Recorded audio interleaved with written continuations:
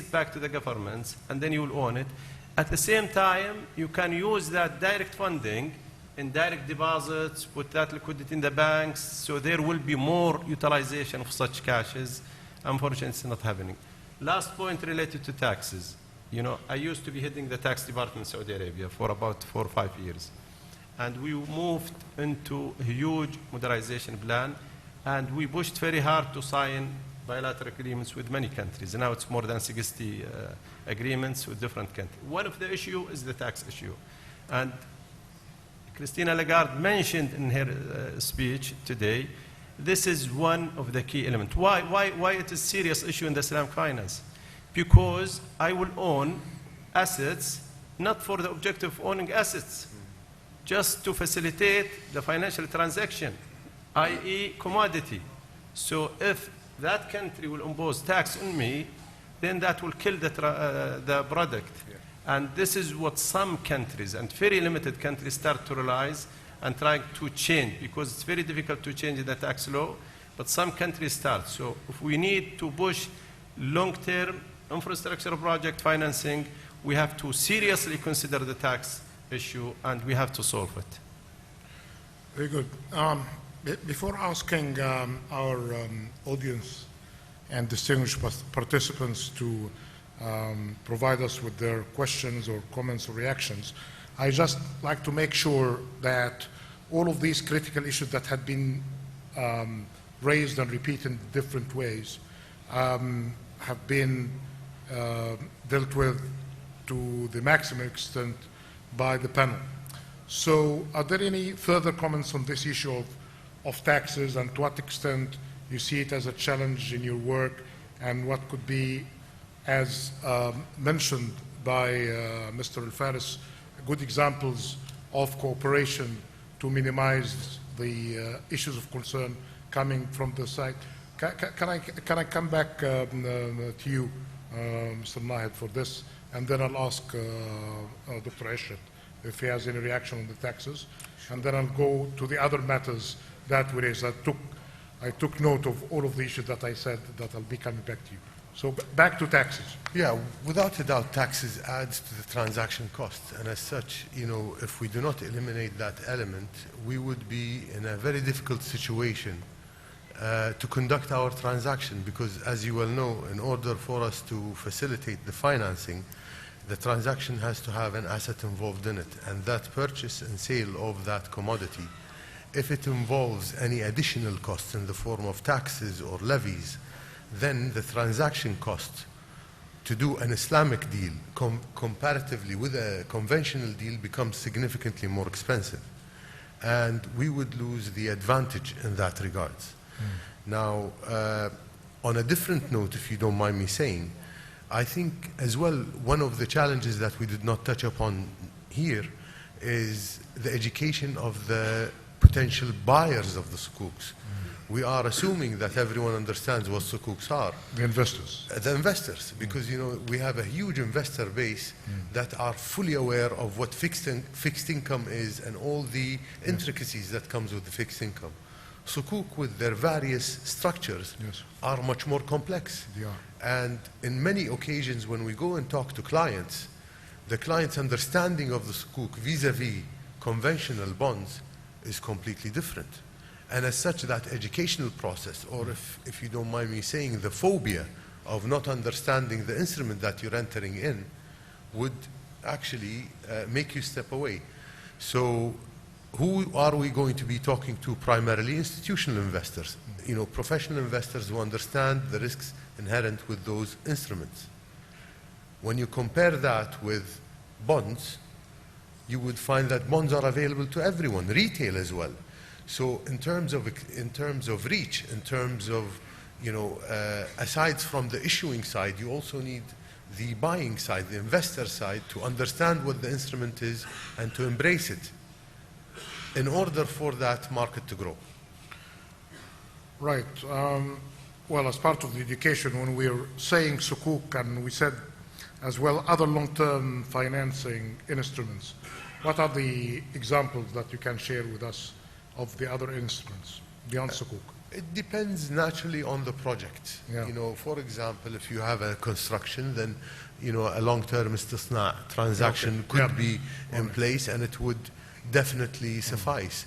There are certain transactions that in the past were, I would say, risk-weighted appropriately, and with the introduction of Basel III, they become more costly to do the business. Which is the case as well with the conventional long-term financial instruments. Exactly. And there is an interesting debate, I think, is being led by the G20 at some stage. There is, I think, at some stage there was some sort of a disagreement between the market participants and the banks, complaining that some of the new regulations and reforms are going to be making long-term finance in general more difficult. And some others say, well, let's wait and see. But it seems that there are more than signal that issues of regulations and reforms have made the long-term finance, I would say, less easy than the past. Right. Dr. Ashrat. Well, I only wanted to bring one particular point. In Pakistan, we have introduced the diminishing musharaka as an instrument for building equity for the low-cost housing. Otherwise, in conventional finance, you have to wait till your mortgage of 30 years is paid out. But the tax treatment of mortgage interest is tax deductible, while the share of the profit, which is accruing to the equity holder, which is rising over time, is not tax deductible. So people still prefer to go to the conventional side because their out-of-pocket cost for that payment is much lower. So I think we have to have a level playing field where such a attractive instrument which can actually help financial inclusion, which we discussed this morning, by building up housing, which is both a social and economic benefit to the low-cost income groups, can actually achieve its objective. So I just wanted to give you this one example of the unequal treatment of the taxes. Thank you for that. Dr. Muhammad, on the rating capacity at the national level and what you are seeing through the pipeline as the promising sectors, whether from the corporate perspective or the sovereign perspective, as the potential issuers in the near future. Yeah, I think on the rating side first, Standard & Poor's has developed a specific methodology to rate the sukuk. The first methodology that we published date back to 2007, and then beginning of 2015, we decided to revise our methodology in order to reflect the specificities of the instruments that are sukuk and that are Sharia compliant. And one of these specificity is the principle of profit and loss sharing and the possibility that the investors might be exposed to residual asset risk because of that. And in our updated methodology, we've clarified the 5 conditions that the sukuk has to achieve in order to be rated at the same level as its sponsor. And at the same time, we have also clarified instances where the sukuk can be rated differently from its sponsor. And then on the other types of instrument, and for example, the instrument that is used by the IALM, what we do is we use our asset-backed commercial paper methodology that we apply in the conventional world, and we apply it to the IALM instrument, taking into consideration all the facets and all the characteristics of this specific instrument. In terms of growth of the market and where we see the growth, I think the government sukuk will continue to play a significant role going forward, and this is all the more important as we are now entering into the end of the commodity super cycle, where we think that the oil price will remain at around $60–65 for the next 3 years. So I think government might start to look at the sukuk as an alternative to finance their infrastructure spending. We see also the growth coming from the triggered by the regulatory development and specifically Basel III. We've seen a number of additional Tier 1 sukuk. We looked at some of them. We looked at the sukuk that was issued by the National Commercial Bank in Saudi Arabia. And we see also some Tier 2 Basel III compliant capital instruments coming in form of sukuk. Actually, yesterday evening we've published a research update assigning a rating to Al Baraka Turk sukuk, which was a Tier 2 sukuk with a non-viability capital clause, meaning that it can absorb the losses if the institution is declared as non-viable.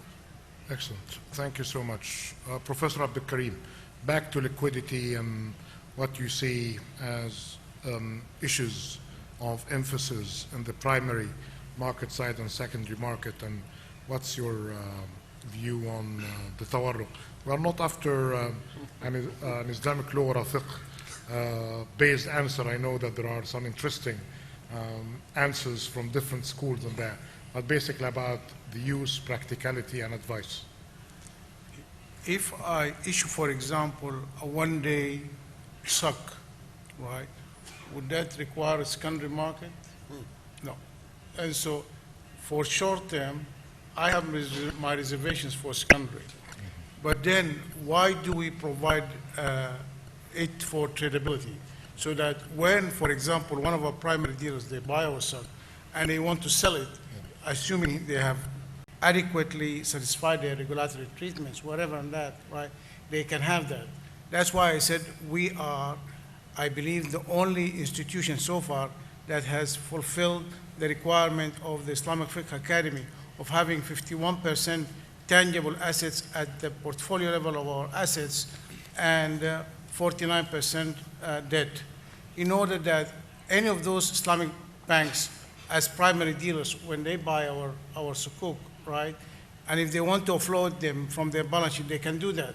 Because if we did not fulfill that requirement, what would happen is that if they buy them, they'll have to hold them to maturity, because trading in debt for them can only be at bar. And so the bank will not make any profit. There will be no incentive for them to buy them and trade on them, you see. And that's one of the reasons why we went to fulfill that requirement of the Islamic Fiqh Academy, to enable those who want to buy and then offload their balance sheet from those sukuk. But secondary markets, again, I always watch, for example, in our organization, how much of that has been put on secondary market or not. If I say to you 70% or more, that means we are defeating the whole purpose. This is not an instrument for trading. It's an instrument for liquidity. And that is fundamental. You see, those who buy, for example, the long-term AAA rated, they buy them for investment. They attract, for example, a zero risk weighting for capital adequacy. Now, if you buy ours, that's for the purpose of liquidity. It's not for the purpose of investment. These are two different issues. And even if you look at the rating agencies, for example, they rate their obligation because they're credit rating, right? And so you have to have an obligation there. Yes. And that's what brings me to the whole point. If you look at the specificities there, in a capital adequacy, for example, how do you, for example, treat investment accounts? They will bear their risk of loss, provided there is no misconduct and negligence on the part of the bank, right? And so how do you treat them in terms of capital adequacy? You need the capital adequacy so that when you look at the assets adjusted to their risk weighting, right, you have an obligation, you can meet those obligations out of your equity. And so if you have, for example, a bank, an Islamic bank, that has zero liability, let's say, but they have investment accounts, they have no obligation, right? And so why do you need the capital adequacy there? That's the whole question. A capital adequacy, from the name of it, is that you need certain adequate capital in order to meet your obligation. And that's why the rating agencies come to rate you. I remember in 2006, when I was the Secretary General of the IFSB, we held a seminar specifically for the rating agencies, and we asked them, just give us one question, answer what's going. How do you go about rating Islamic banks, in particular those who have a preponderant part of their mobilization of assets, mobilization of funds as investment accounts? Because technically speaking, according to the contract, these accounts, they bear their risk of loss, provided it's not subject, provided the loss was not due to misconduct and what was their answer then? Sorry? You raised this question, what was their answer, the rating agency? Well, I remember... That was 10 years ago. None of them... We may get a different answer Yeah, today. but none of them at the time took the specificities of Islamic finance into account. Yeah. But I think that seminar was, it was a flag for them. They also always started after that to look at how they rate Islamic banks. And I now read that in the literature, whether it is S&P, Moody's, or Fitch, or whatever, right? Because in that seminar, we had about 25 rating agencies participating. And I don't think any of them gave us, at that time, any satisfactory answer. You know, because none of them took all of them took the investment account, profit sharing investment, as liabilities, which they are not, you know, according to their contracts at least. Yes. Right, Dr. Mohammed? Yeah, if I can respond to that. When we look at the profit-sharing investment accounts, we look at the profit equalization reserves and the investment risk reserves, and we look also at the track record whereby some regulators have authorized, or some Sharia scholars have authorized the shareholders to make a donation to the depositors in order to avoid transferring a loss, which would result in a liquidity crisis and eventually in the institution. But Mohammed, the profit equalization reserve came much earlier than that, because even at IOFI, no one knew about this profit equalization reserve. We had to detect it. Okay. And it was through our interactions with banks that we realized that practice. And for some banks, they used to treat it as even as a provision, not as a reserve. And the difference is, as you all know, a provision is an expense, whereas a reserve is an appropriation of profit. Yeah. And so for the profit equalization reserve, the banks have to take the permission of the investment accounts when they sign the contract. Right. Yes? This is indeed a very interesting point. And, but I have another one that could be as interesting, perhaps, related. And then I'll ask you, please, from the floor, if you have any questions or interventions. We talked a lot about the entry rules, about the constraints, about liquidity, frequency, taxes, rating, standardization. What about exit rules? What about if exit is not that smooth? What about dealing with the issues related to possibilities of default? Do you see that the market and regulations are ready to deal with that possibility? We all live in these kind of environments where anticipated or unanticipated risks are upon us. But Dr. Mahmoud, I wanted to know, are you talking about defaults at the bank's level or a Sukuk level? Sukuk.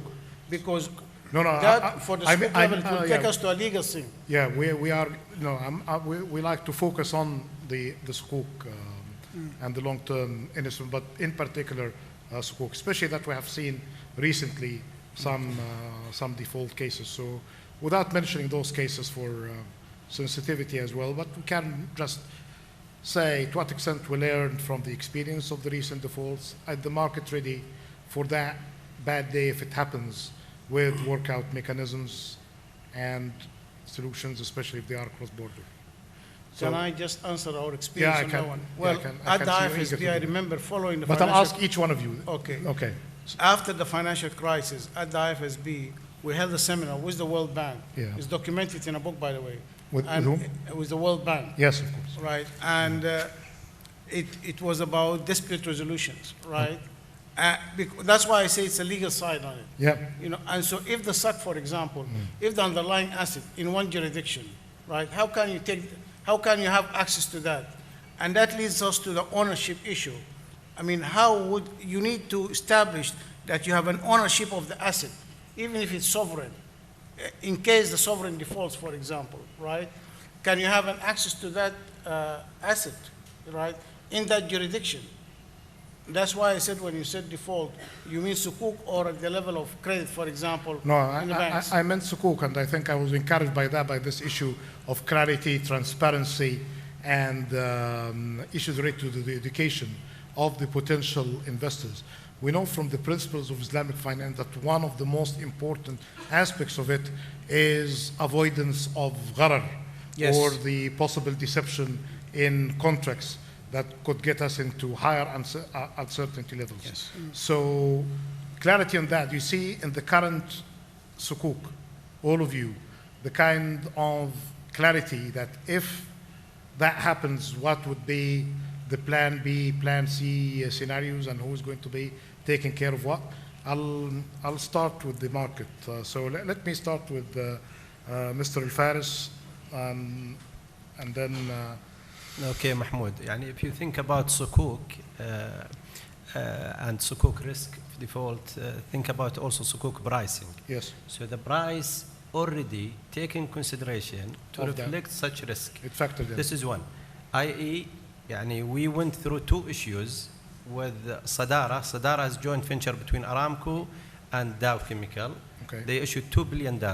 We were restructuring and co-lead manager as well underwriting. And the price was that much. We went to other sukuk also because of the rating of that issuer. The price is that much. So already that to be reflected, and I am sure. Now, sukuk is just one very small instrument of Islamic finance. And Yeah. we shouldn't, this is the focus over the last 5 years on sukuk. It's huge. But we shouldn't ignore about Islamic finance other products, which is very, very important. One is being mentioned by my colleague here, which is musharaka. As well, I would say we introduced musharaka and ijara, which will really reflect the Islamic finance, which is based on the sharing of the risk. If the bank will participate in such musharaka, and we can limit the risk because of the deposit and other, we can say, okay, deposit, you shouldn't touch it. At least part of your capital or small percentage of your return earning, you will be allowed to go for musharaka.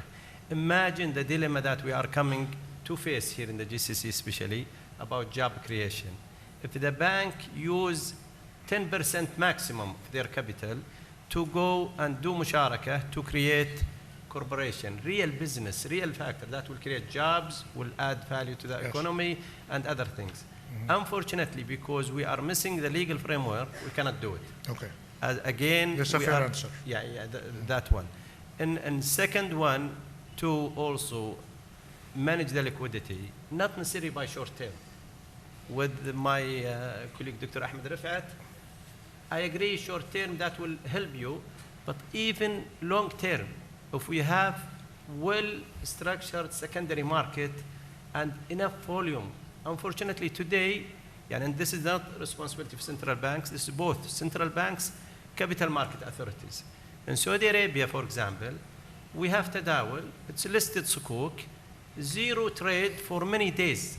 So how can you utilize getting out of long term, 20 years or 15 years? Dow and Aramco, which is through Sadara, they issue 16 years sukuk. If there is no secondary market, then that will face problems. So I am sure we have to use the Islamic finance to help the whole economy, to create jobs, to go to the basic of the Islamic teach. Thank you. Said Nasser. If I understand your question, it's about enforceability in case of default. Yes. The question is purely legal. And you have to make sure that the jurisdiction that you operate in would give you the enforceability on the asset that is in place. Certain jurisdictions, certain laws are written in a way where, me as a sukuk issuer or a structurer would have the legal framework to actually enforce that asset which is in collateral. Other jurisdictions do not recognize it. Yes. And as such, we have to have a clear legal risk review of any kind of sukuk to understand what will happen in case of default. Yeah, but what's very different in that case from the long-term Islamic finance instrument and the conventional one? You are referring to default. Yes. Yeah, I'm referring to default. Again, Yes. we are not talking about a transaction that went smoothly. No. You are talking in case of default, what Yes, would happen? Exactly. Okay, in case of default, how are you going to be recovering your Yes. money? Certain jurisdictions would allow you enforceability on those assets. Okay. Others would not. Yes. Simple as that. So you have to, as an investor, make sure that the jurisdiction that you invest in case of any problems, you can actually repatriate some of those monies through enforcing on the collateral itself. Very good. Dr. Muhammad, part of your rating is for that possibility of that bad day. I'll come to Dr. Aishat at the end. Yeah. So what do you have of the experience? To answer your question, 3 points. First, it depends on what is driving the default, because if the asset is destroyed, there will be a default on the payment, but there will be no recourse. Yes. Because in case of total loss, if it's not covered, no recourse, and investors have to take the hit. Second point, 99.9% of the sukuk issued so far, there is no access to the underlying asset. If there is a default, whether you are in English law jurisdiction or in any other jurisdiction, legally speaking, you don't have the access to the underlying asset. And also, you don't have an absolute recourse to the sponsor. You have a recourse to the sponsor up to the contractual obligations that were provided and signed on in the sukuk documentation. Third point, sukuk default and sukuk resolution is untested, because there have been very few cases of default. And again, if you look at the sukuk legal documentation, it's 500 pages on average of purely legal documentation. And although most of them are issued under English law, if you go to a judge, you can end up with 1,500 different judgments for the same sukuk. Thank you. Dr. Hussain. Yeah, I will take a different take on this. That is the economics of default. For example, in the conventional long-term bond, even if a road project or a highway project is delayed and there are cost overruns and it's not able to generate cash flow, you are under obligation to start paying on the due date of the contract, right? So there is a complete mismatch between the capacity to pay and the legal obligation to pay. Yeah. In Islamic sukuk, because this is a risk-sharing contract, you do not invoke the contract if there is no cash flow being generated. You start making payment at the point where your project is completed, even if there has been a cost overrun, there has been time delays, and therefore there is an alignment between the capacity to pay and the obligation to repay. Therefore, the economic costs and the benefits are much more realistic in case of Islamic sukuk as compared to what you have in a conventional bank. Right. Thank you so much. I'll go back to our panelists. Let me make sure that there are microphones ready for you to use. Are there any? Yes, there are. Okay.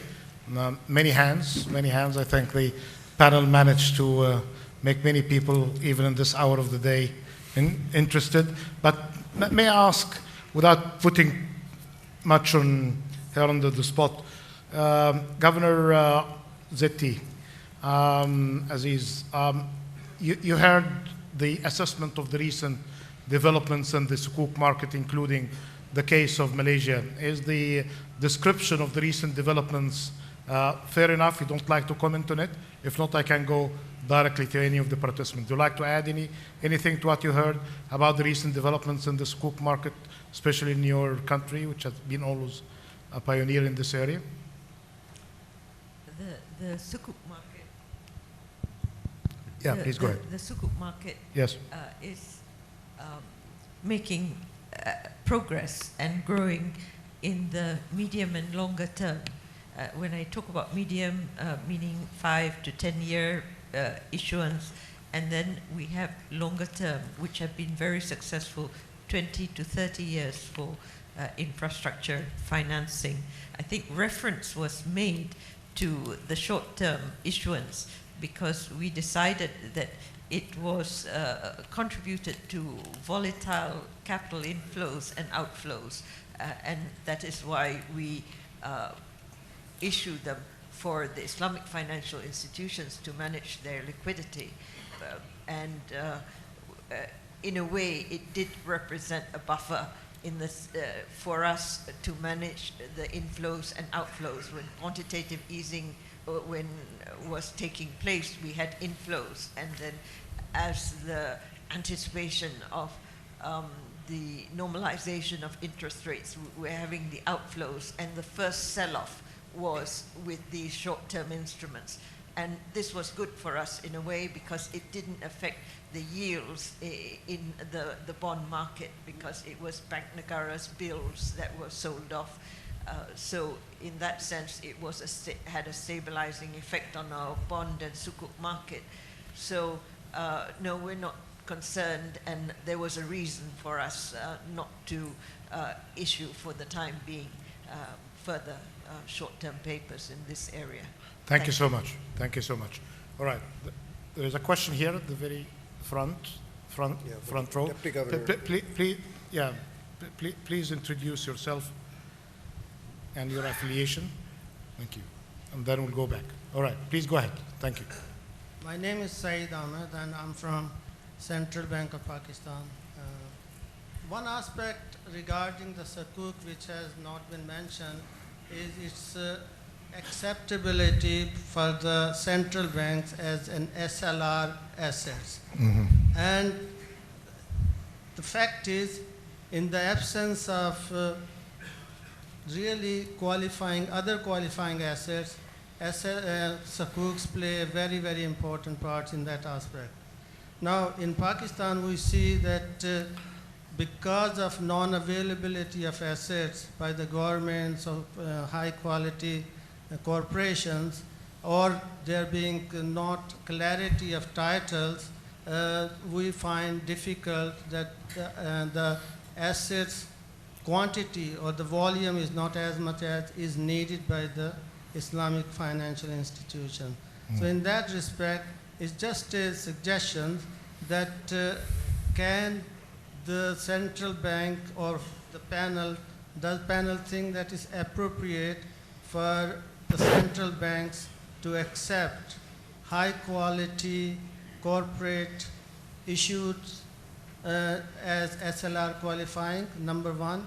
Number two, or the foreign issued Sukuk, although you have discussed a lot in relation to the ability of the foreign holders to the title of the goods, but that is not in case of everywhere. Number of jurisdictions, they don't mind foreigners to own your assets. So for example, if it is in England or in Western societies, only in some countries like, say, for example, GCC, where the ownership by the foreigners could be an issue. So those are the things I think we should also address too. Last comment is about if there is a new project and there is a mega projects like dams and things like that, Istisna combined with Ijara can provide a really very good solution. So if during the implementation stage of the projects, you can have 5 years Istisna. Once it has started producing the cash flow, you can go on to the Ijara and then issue the Sukuk. So you can have a 15 years old, 10 years old product which can fit in very well and make a true good sense for an assets-based financing. Thank you very much. Thank you very much. So I have two questions there near the camera stand. Okay, bear with me a second. So we'll have those two, and then we'll have another round. We still have time. I expect if Alex gives me a warning if we go close to the end of the session. So when should we end it, Alex? Or 10 past. Okay, so we have 14 minutes. All right. Okay, please go ahead. Yes, my name is Riyad Al-Kazmi from Kuwait. My question is, we are pleased in this to learn some more in the Islamic finance, and also I want to say the banks, they are profit organizations and they are not like a charity to give away.